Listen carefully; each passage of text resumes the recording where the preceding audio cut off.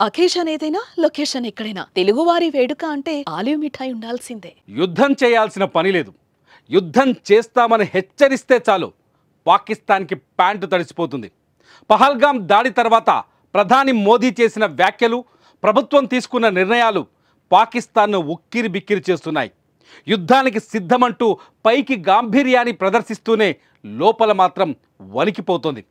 భారత్కు భయపడి పాకిస్తాన్ ఏం చేస్తుందో ఒక్కసారి చూద్దాం.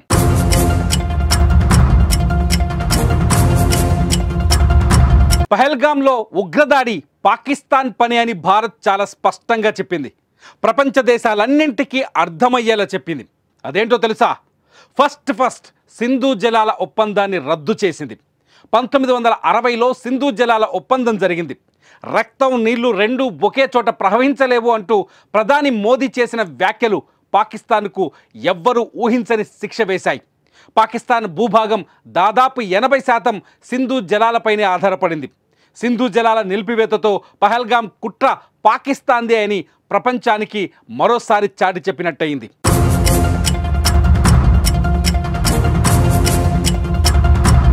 అంతేకాదు అటారీ సరిహద్దును మూసివేసింది. దీంతో రెండు దేశాల మధ్య ప్రయాణాలు, వాణిజ్య వ్యాపార రవాణా పూర్తిగా నిలిచిపోయింది. ఇటు పాకిస్తానీ పౌరులకు వీసాల జారీని నిషేధించింది. దీంతో రెండు దేశాల మధ్య ప్రజా సంబంధాలకు చెక్ పెట్టినట్టయింది. అంతేకాదు ప్రత్యేక వీసా ఉన్నవాళ్ళు వెంటనే దేశం విడిచి వెళ్ళిపోవాలని హెచ్చరించింది. హోంమంత్రి అమిత్ షా అన్ని రాష్ట్రాల ముఖ్యమంత్రులకు ఫోన్ చేసి పాకిస్తానీలను వెంటనే పంపించేయాలని ఆదేశాలు జారీ చేశారు. దీంతో మన దేశంలో పాకిస్తానీలు వెళ్ళిపోక తప్పని పరిస్థితి ఏర్పడింది. దీంతో కూడా పహల్గామ్ పాపం పాకిస్తాన్దే అని ప్రపంచానికి చాటి చెప్పినట్టయింది.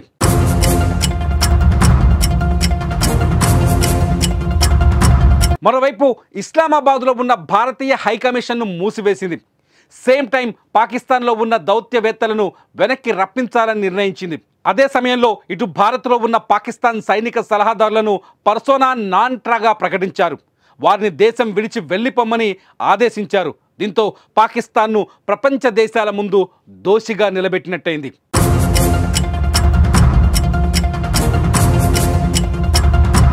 అయితే భారత్ తీసుకున్న చర్యలకు ప్రతీకారంగా పాకిస్తాన్ కూడా అచ్చం దాదాపు ఇలాంటి నిర్ణయాలనే తీసుకుంది. నిజానికి సింధు జలాల నిలిపివేత పాకిస్తాన్ను ఉక్కిరి బిక్కిరి చేస్తోంది. సింధు జలాల నీటి బొట్టు లేకపోతే పాకిస్తాన్ ఊపిరాడక చచ్చిపోతుంది. సింధు జలాల నిలిపివేతను మేము యుద్ధ చర్యగా భావిస్తామని కూడా పాకిస్తాన్ ప్రకటించింది. అందుకే మేము కొన్ని కఠిన నిర్ణయాలు తీసుకుంటున్నామని చెప్పుకొచ్చింది.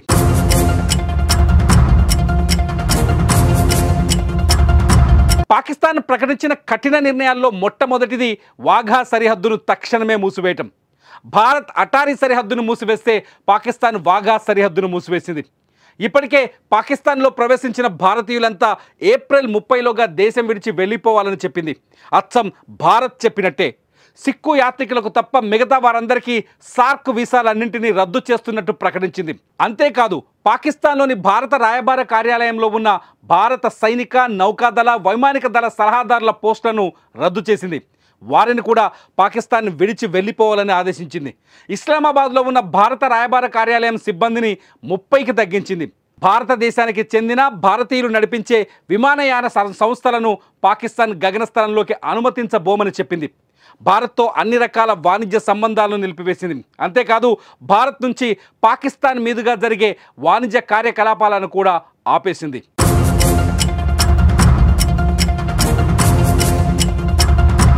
అన్నింటికంటే ముఖ్యమైనది 1972 నాటి సిమ్లా ఒప్పందాన్ని రద్దు చేసింది పాకిస్తాన్.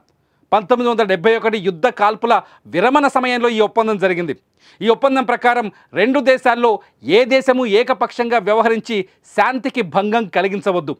ఒక దేశం అంతర్గత వ్యవహారాల్లో మరో దేశం జోక్యం చేసుకోవద్దు. మూడో పక్షంతో సంబంధం లేకుండా కేవలం రెండు దేశాలే సమస్యలను పరిష్కరించుకోవాలి. యుద్ధ సమయంలో భారత్ స్వాధీనం చేసుకున్న 13,000 చదరపు కిలోమీటర్ల పాక్ భూభాగాన్ని తిరిగి పాకిస్తాన్కి చేయాలి. జమ్మూ కాశ్మీర్లో ఇరు దేశాల సరిహద్దును LOCగా ప్రకటించారు.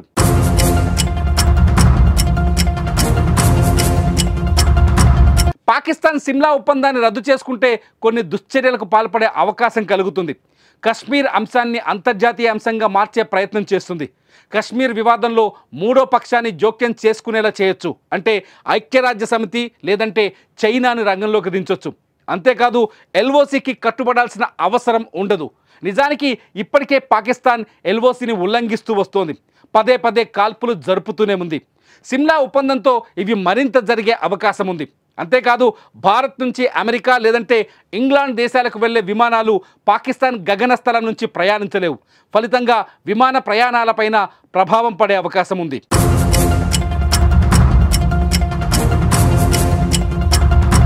మొత్తంగా భారత్ తీసుకున్న నిర్ణయాలతో పాకిస్తాన్ ఉక్కిరి బిక్కిరవుతుందనే చెప్పాలి.